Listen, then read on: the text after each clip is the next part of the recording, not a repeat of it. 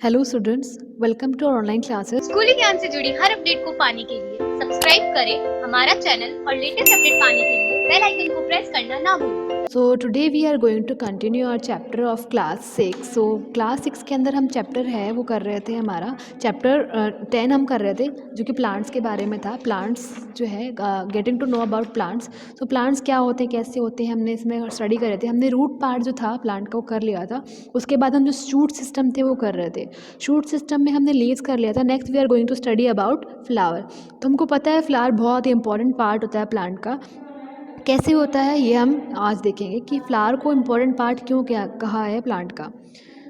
So flower is the most colourful and attractive part of the plant. Plant का सबसे colourful और attractive part क्या होता है? फ्लावर ही होता है प्लांट का। It is also the reproductive part of the plant. और उसके अलावा रिप्रोडक्टिव पार्ट भी प्लांट का क्या होता है? वही फ्लावर होता है। मतलब फ्लावर ही वो रिप्रोडक्टिव, और फ्लावर के अंदर ही रिप्रोडक्टिव ऑर्गन होते हैं जिनकी वजह से सीड बनता है, और उसी सीड से क्या बनेगा? नया प्लांट निकलेगा। It appears on the plant after it attains maturity or is fully grown.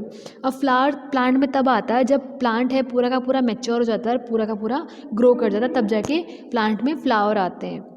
Take a flower and dissect it. आपको क्या करना है? फ्लावर के बारे में और जानने के लिए आपको एक फ्लावर लेना है और उसको काट लाए, टुकड़े कर लेने हैं उसके। The flower consist of the following parts. तो उस टुकड़े करने पर आपको पता चलेगा फ्लावर के अंदर कुछ स्पेसिफिक पार्ट्स होते हैं, जैसे कि उसके अंदर पेडिकल होता है, सेपल होता है, पेटल्स होती हैं, उसके स्टामेन होता है और उसका कार्पेल होता है। सो ये जो उसके अलग अलग पार्ट्स हैं आपको पता चलेंगे जैसे आप उसको डिसेक्ट करोगे, उसको अंदर उसके टुकड़े करके देखोगे। So first we will see pedicel. सबसे पहले हमको फ्लावर के अंदर पेडिकल दिखेगा। The cylindrical portion by which a flower is attach to the stem of is called the stalk. जहाँ से इसके जो है स्टॉक से जुड़ा रहता है, जहाँ पे स्टेम से जुड़ा रहता है फ्लावर, उस वाले हिस्से को क्या बोलते हैं? स्टॉक बोलते हैं। यहाँ पे मान लो, यहाँ पे जो है, यहाँ पे ये प्लांट से जुड़ा हुआ है, ये इसका स्टेम आ गया प्लांट का और यहाँ से जुड़ा हुआ है, तो इसको क्या बोलेंगे? स्टॉक बोलेंगे या फिर पेडिकल बोलेंगे। सबसे पहले जो है पेडिकल आता है। सिलेंड्रिकल पोर्शन होता है जो कि स्टेम और फ्लावर के बीच की कनेक्टिंग कड़ी होती है। In some flowers the pedicel swells up और flattens to bear the other part of the flower. कई बार क्या होता है, पेडिकल क्या होता है, फूल जाता है, स्वेल कर जाता है, ताकि उसके अंदर फ्लावर की और पार्ट है उसमें डेवलप हो सकें। This is called thalamus. इसको क्या बोलते हैं? थैलेमस बोलते हैं।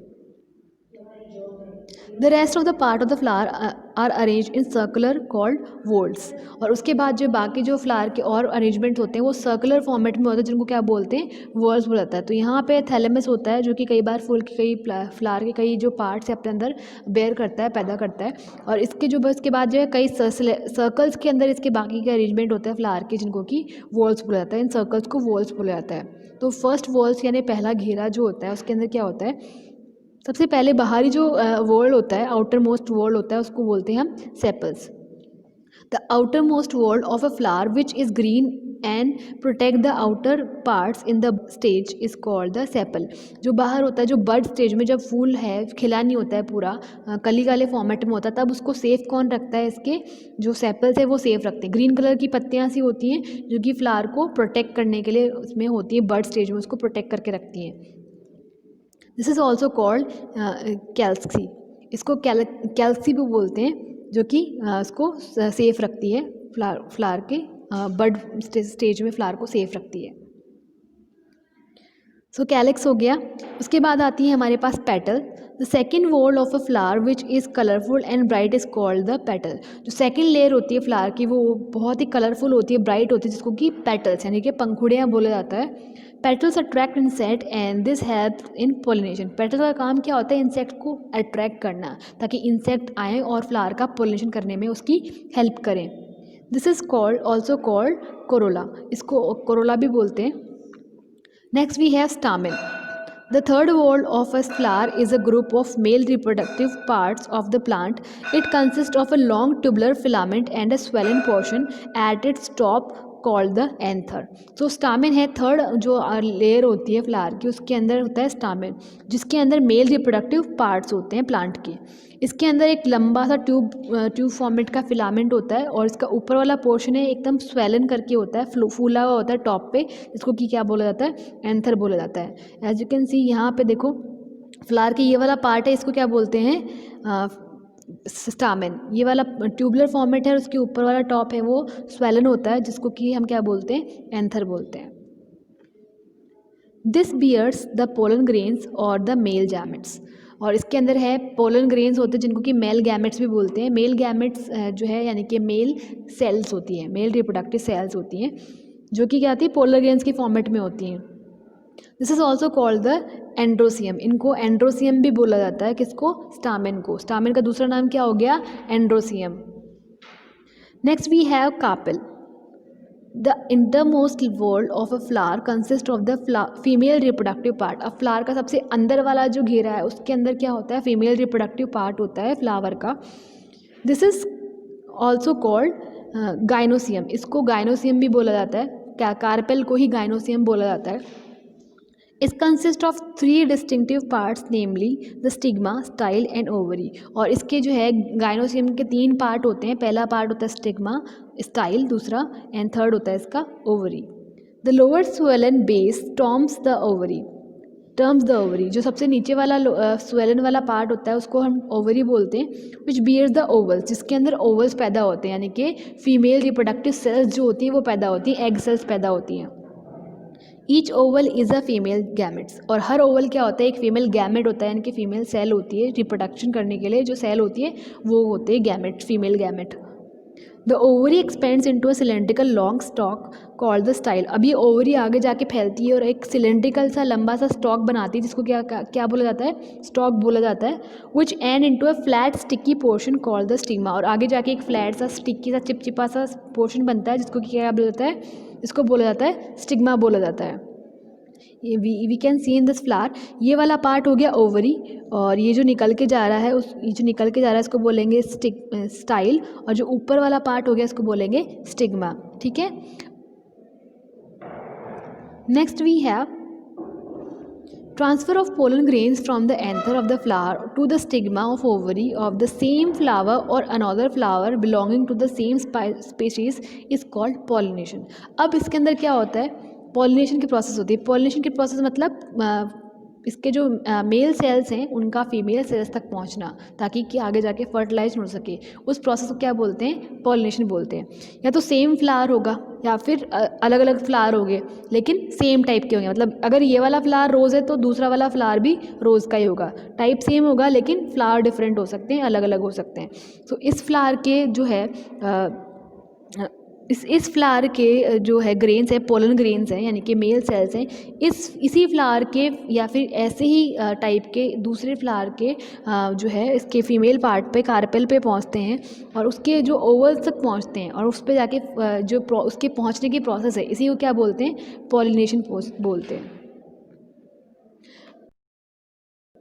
ट्रांसफ़र ऑफ पोलन ग्रेन्स का ट्रांसफ़र होता है या तो दूसरे फ्लावर के स्टिग्मा या ओवरी, या फिर सेम फ्लावर या फिर दूसरे फ्लावर जो कि इसी सेम स्पीशीज़ का होता है उसके ओवरी तक पहुंचने का जो प्रोसेस है, मतलब एंथर से पोलन ग्रेन का ओवरी तक पहुंचना, स्टिग्मा से होते हुए ओवरी तक पहुंचना, वही पहुंचने के प्रोसेस है, उसी को क्या बोलते हैं, पॉलिनेशन पहुंचते हैं। मतलब कैसे भी करके जो है एंथर से पोलन ग्रेन को स्टिग्मा से होते ओवरी तक पहुँचाना है, इस पहुँचाने वाली प्रोसेस को क्या बोलते हैं, पॉलिनेशन बोलते हैं। When the male gametes fuses with the female gametes, it's called fertilization। और जैसे ही पॉलिनेशन हो गया, मेल वाली सेल थी वो फीमेल वाली सेल के पास पहुंच गई, उसके बाद दोनों आपस में कंबाइन कर जाएंगी, मिक्स हो जाएंगी, फ्यूज़ हो जाएंगी, और इसी फ्यूज़न को क्या बोला जाता है, फर्टिलाइजेशन बोला जाता है। Next we have functions of flower. तो फ्लावर के फंक्शंस क्या क्या होते हैं, काम क्या क्या होता है फ्लावर का, वो हम देखते हैं। Flowers help in pollination by attracting insects. Flower क्या करते हैं, पॉलिनेशन का काम करते हैं, ताकि इंसेक्ट को अट्रैक्ट करके पॉलिनेशन का काम करते हैं। Flowers grow into fruits and seeds which give rise to new plants. और फ्लावर में क्या होता है, सीड बनते हैं और आगे जाके वो फ्रूट में कन्वर्ट हो जाता है, जिससे कि एक नए प्लांट को राइज मिलता है। नया प्लांट फ्लावर से ही पैदा होता है, क्योंकि फ्लावर क्या होता है, प्लांट का रिप्रोडक्टिव पार्ट होता है, रिप्रोडक्टिव ऑर्गन होता है फ्लावर प्लांट का। Next we have Theophrastus. तो थियोफ्रेस्टस एक जो है बायोलॉजिस्ट थे, बॉटनी के प्रोफेसर थे या साइंटिस्ट बोलो, उनके बारे में एक हमको जो है डिटेल दी है। So let's see about who was Theophrastus. Theophrastus 372 to 287 BC के अंदर ये जो है फिलोसोफर पैदा हुए थे और उनका पूरा लाइफ साइकिल इतना रहा था। सो let's see what he did for us. उन्होंने हमारे लिए क्या किया। So Theophrastus was a Greek philosopher whose writing on the classification of plants started the science of botany. So botany जो है एक साइंस की ब्रांच होती है जिसके अंदर पेड़ पौधों के बारे में हम स्टडी करते हैं बॉटनी के अंदर। So बॉटनी की जो ब्रांच है एक्चुअली किसने स्टार्ट करी थी, थियोफ्रेस्टस ने स्टार्ट की थी। ग्रीक फिलोसोफर थे, ग्रीस के रहने वाले थे, फिलोसोफर थे। उन्हीं की राइटिंग और क्लासिफिकेशन के आधार पर जो है बॉटनी की ब्रांच, साइंस की ये ब्रांच बॉटनी थी, वो स्टार्ट की गई। He was certainly a student and a close associate of Aristotle. Aristotle के जो है शिष्य थे, एरिस्टोटल अरस्तु, ये भी फिलोसोफर थे, इनके जो थे शिष्य थे, ये स्टूडेंट थे। Succeeding him as head of the peripatetic school. और इन्होंने पैरीपेटेटिक स्कूल था इनका, जो एरिस्टोटल ने स्टार्ट किया था, उसका उन्होंने उनका हेड बनाया गया था बाद में इनको।